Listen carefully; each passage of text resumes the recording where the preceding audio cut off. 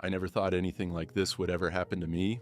I thought, like everyone else, school shootings were just something you heard about on the news, something that happened to other people. Not to me, not to us. But then, one day, it was. It was real. And I wasn't prepared for what was coming. I'm telling you this story not just because it's mine to share, but because it's something that happened to someone close to me, my best friend. You've probably heard about this event, most people have, but hearing it from someone who was there, that's a whole other level of terrifying. The fear, the confusion, the shock, it all felt so unreal. The day started off just like any other. My best friend and I were heading to school, cracking jokes about a test we hadn't studied for. Everything was normal. The sun was shining, the world seemed like it was in its right place. I remember him saying something about how he could barely keep his eyes open after a late night playing video games. Man, I swear I'm gonna fail that test. But I'll be fine. It's just school, right? We both laughed as we entered the building. Little did we know this would be the last normal conversation we'd ever have.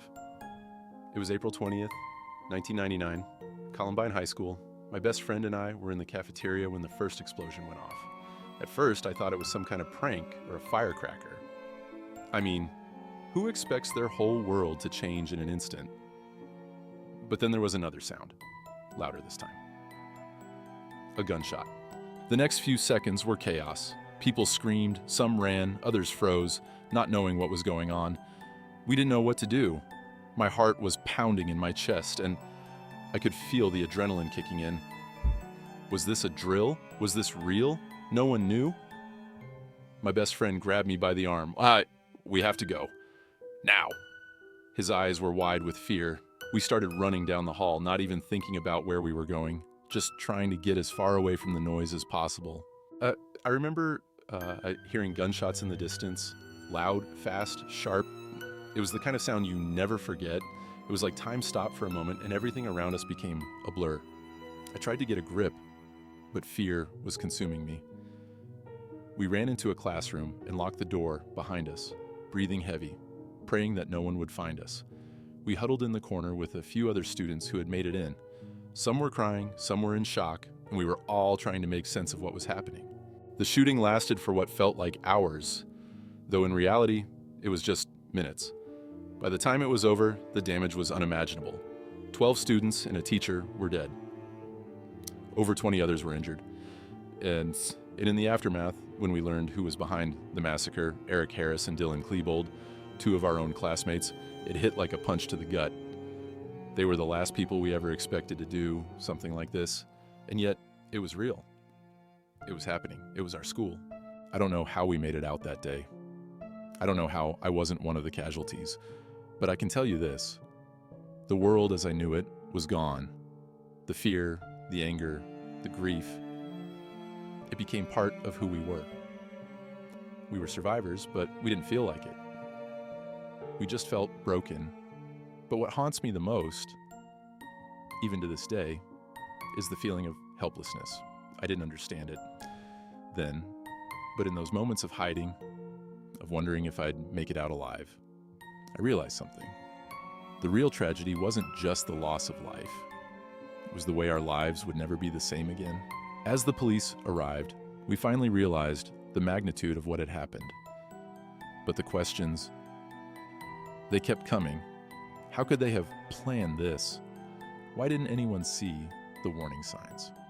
What was going through their minds as they walked through the halls pulling the trigger? We never got answers. And I think that's what still haunts us all, the unknown, the why that no one could ever explain. Years went by and the world kept moving, but I couldn't just go on pretending like everything was okay. Because I saw the aftermath. I saw the grief on the parents' faces, the stories of kids who had survived but who would never be the same. I saw how some of my friends couldn't even look at a classroom without feeling sick to their stomachs. The trauma lingers, and that's when I realized that talking about this, sharing this story, was the only way to honor those we lost that day.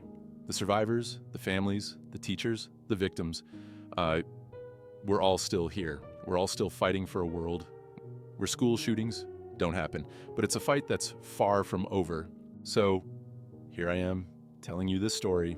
This isn't just my story, it's our story. And I really hope that it's one you'll remember, because we can't forget. We can't move on without making sure that what happened to us doesn't happen again to anyone else. If you feel something, anything, after hearing this, I ask you to do something about it.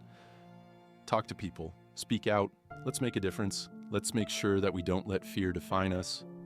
Let's honor the memories of those who didn't make it out. Because if we don't remember, if we don't fight, then who will?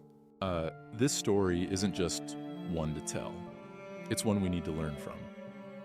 If you want to hear more stories like this, stories that need to be heard, make sure you subscribe to the channel. Stay with us. Let's make sure that the next story isn't just a tragedy.